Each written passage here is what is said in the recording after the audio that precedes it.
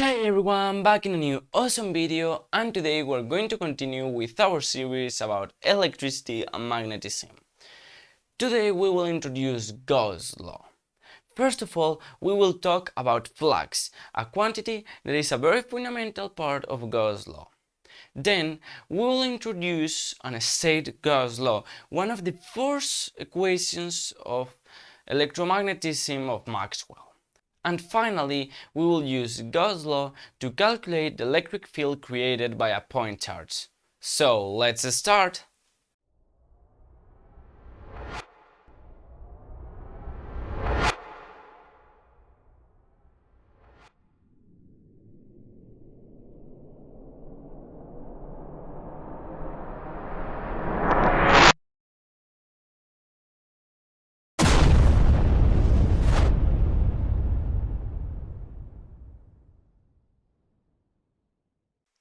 Great, let's introduce this new quantity, flux, specifically electric flux.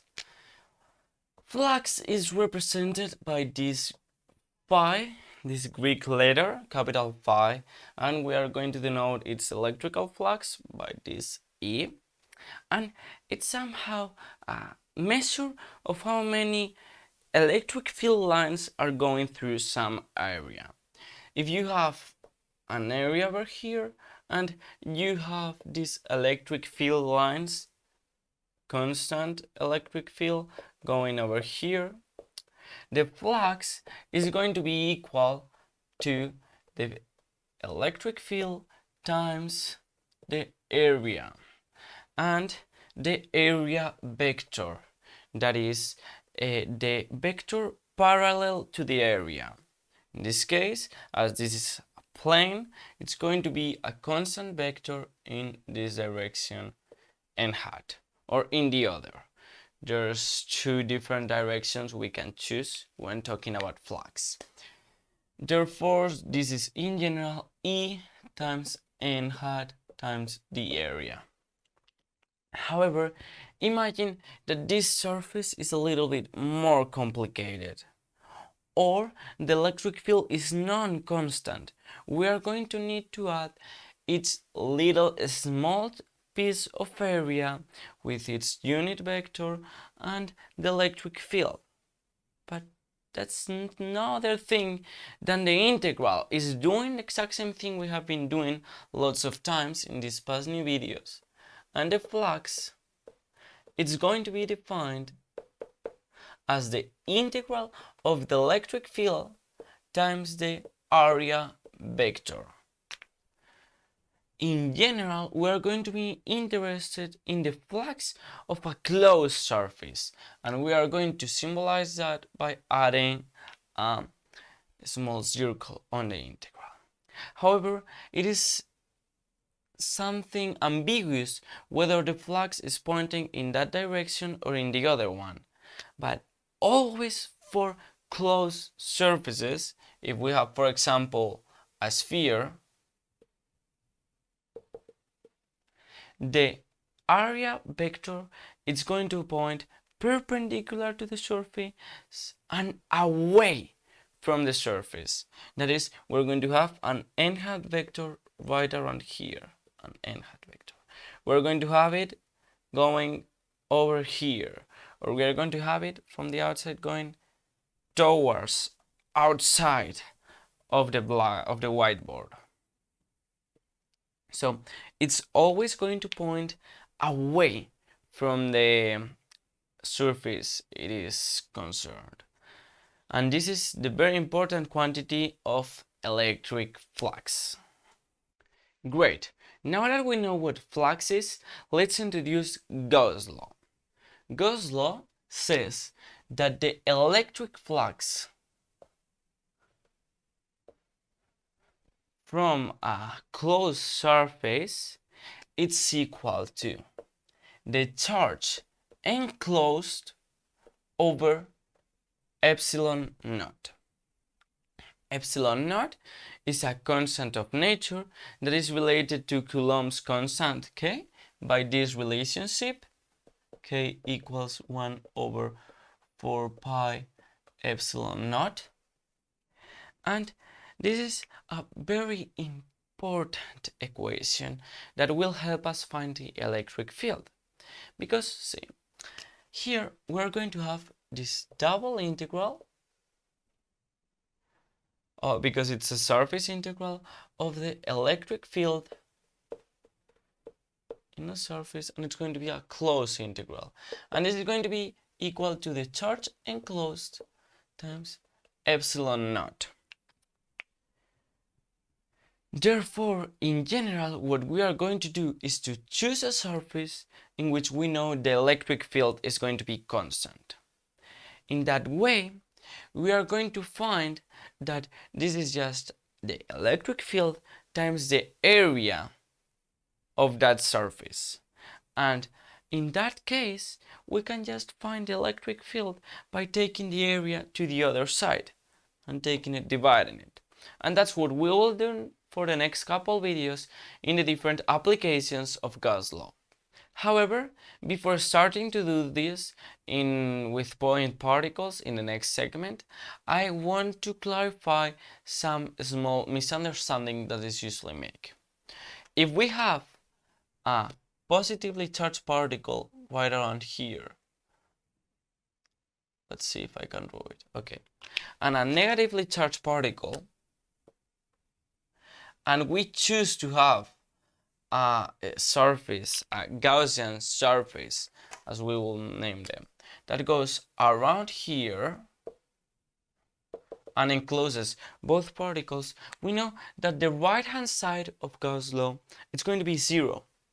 However, that doesn't mean that the electric field is 0.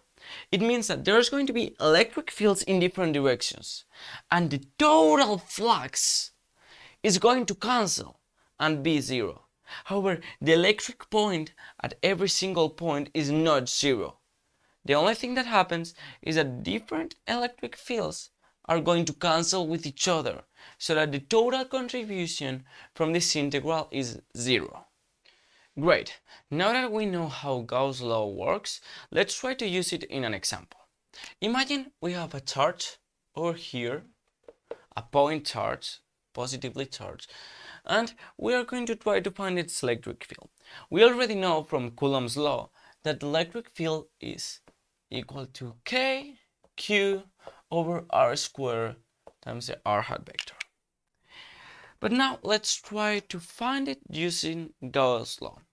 Alright, we are going to need to solve an integral of this kind, E times dA, over the surface we select. Therefore, as this system has a spherical symmetry, let's try to exploit that. We're going to define as our Gaussian surface a sphere that is going to go out all around here, around the particle, and we're going to say it has radius r. We know by our physical intuition that the electric field is going to be pointing upwards in every point of the sphere. Therefore, we know that we can take this electric field out of the equation, because it's always parallel to the surface vector, because it's pointing opposite to the surface and it's perpendicular to it, perpendicular to the sphere, and therefore we can take it out of the integral because it is constant. By doing that, we find that this is E times the surface integral of dA over the sphere. However, this is no other thing than the area of the sphere, which is 4 pi r squared. So this is E times 4 pi r squared. Now, knowing that, we can input this into our Gauss law. Recall we had that the double integral over the sphere times dA equals q enclosed over epsilon naught. In this case, q enclosed is going to be our q and epsilon naught is epsilon naught. So if we substitute this expression here, we get that E times 4 pi r squared equals Q enclosed over epsilon naught, which we get that E equals 1 over 4 pi epsilon naught times Q over r squared. Now, recall from the previous segment that the definition of epsilon naught we got is that exactly this quantity is K. Therefore, this is equal to K Q r squared. As we have obtained the electric field from this integral, it's not a vectorial quantity anymore. However, we can stick that vector thanks to our physical intuition. We know that the electric field is going to point upwards or opposite from the sphere in every single point. Therefore, the appropriate vector, unit vector to stick in this electric field is the r hat vector, the one that points radially outward. Therefore, the electric field is going to be equal to K Q over r squared times the r hat vector, which is exactly the same expression we got by using Coulomb's law. However, this approach will be much more simple when doing distributions of charges than difference analysis with Coulomb's law. That is all for today. I hope you understood how Gauss law works and that you got an insight about how to use it in different distribution of charges. However, we will be doing so in the next videos about applications of Gauss law, and we will also prove Gauss law in a specific video. I hope you liked it, and remember that any doubts left you may ask them in the comment section and I'll try to answer them in the best way I can. Remember to like the video, press the subscribe button and the bell, and follow us on social media so that you don't miss any of the new videos. See you another day with more